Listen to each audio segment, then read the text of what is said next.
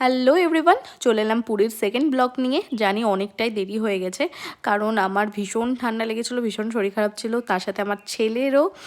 তো সেই জন্য আর কিছুতেই কোনো রকমভাবেই আর মানে এডিটিং করা হয়ে উঠছিল না। তো চলো এখন করছি। আমাদের তো ট্রেন ছিল হচ্ছে শালিমার থেকে, আর আমরা ট্রেনে চেপে গেছি। তো আমার ভীষণ চিন্তা ছিল আমার ছেলে সারা রাত কী করবে না করবে, কিন্তু হ্যাঁ, ও একটুও জ্বালায়নি। কারণ আমাদের সাথে মানে আরও যারা যাচ্ছিলেন আর কি, আমাদের মানে আমরা বাড়ির লোক যে কজন ছিলাম তাদের কোলের থেকে বেশি ও মানে অন্যান্যদেরই কোলে বেশি ছিল। সবাই কোলে নিচ্ছিল, সবাই আদর করছিল। তো এইভাবেই সারা রাত কেটে গেছে, কোনো রকম কোনো কিছু প্রবলেম অসুবিধা কিচ্ছুই হয়নি।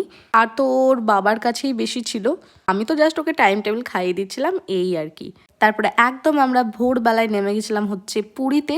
আমরা যেহেতু হোটেল বুক করেই গিয়েছিলাম, সেই জন্য আমাদেরকে বেশিক্ষণ ওয়েট করতে হয়নি, কারণ আমরা প্রায় 5টা সাড়ে 5টার সময়তেই পৌঁছে গেছি। আর এটা দেখতেই পাচ্ছ ভোরবেলার পুরী, মানে একদম ভোরবেলাতে আমরা এখানে বসে আছি, সমুদ্র দেখছিলাম, সমুদ্রের কাছেই বসেছিলাম। রুম বুক করা ছিল ঠিকই, কিন্তু আমরা জানতাম যে 8টার আগে হয়তো দেবেই না। কিন্তু বাবা দাদা সবাই গিয়ে একটু বললো যে এরকম ছোট বাচ্চা আছে, রিকোয়েস্ট করলো। এবার যেহেতু আমরা যে রুম বুক করেছিলাম সেই রুমে আর কি ছিল না কেউ, ওই জন্য আমরা কিন্তু সঙ্গে সঙ্গে যাওয়া মাত্রই রুমগুলো পেয়ে গেছিলাম। আর কোন হোটেলে ছিলাম বলো তো? আমরা ছিলাম হচ্ছে অন্নপূর্ণা প্যালেস, যেটা হচ্ছে RL হোটেল, ওই হোটেলের পাশেই একদম। হোটেলের রুম ট্যুর তোমাদের সাথে খুব তাড়াতাড়ি শেয়ার করব। তো যেহেতু একদম ভোর ভোর নেমে গিয়েছিলাম, ওই জন্য ভীষণ টায়ার্ড ছিলাম। ট্রেনে তো ঠিকভাবে ঘুম হয়নি।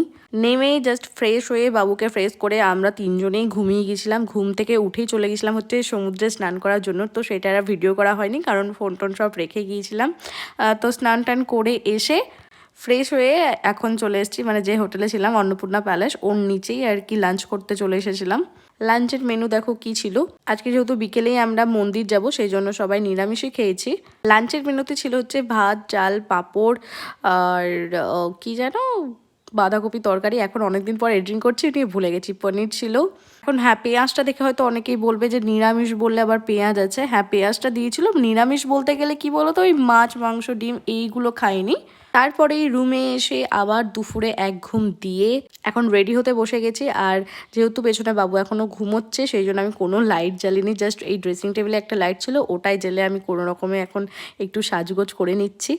ভিডিওগুলো দেখতে তোমাদের কীরকম কী লাগছে না লাগছে অবশ্যই কিন্তু তোমরা কমেন্ট করে জানিও। আর এই ভিডিওটা যদি ভালো লেগে থাকে তাহলে প্লিজ একটা লাইক করে দিও। নেক্সট ভিডিওতে কোথায় গেলাম না গেলাম, কি করলাম না করলাম, সব কিছুই তোমাদের সাথে শেয়ার করবো। আর এই যেখানে আমি পুরো ফুল রেডি হয়ে গেছি, এদিকে বাবু উঠে গেছে, ওকেও রেডি করে দিয়েছি। তো চলো টাটা বাই, আবার দেখাবো তোমাদের সাথে নেক্সট ভিডিওতে। বাই।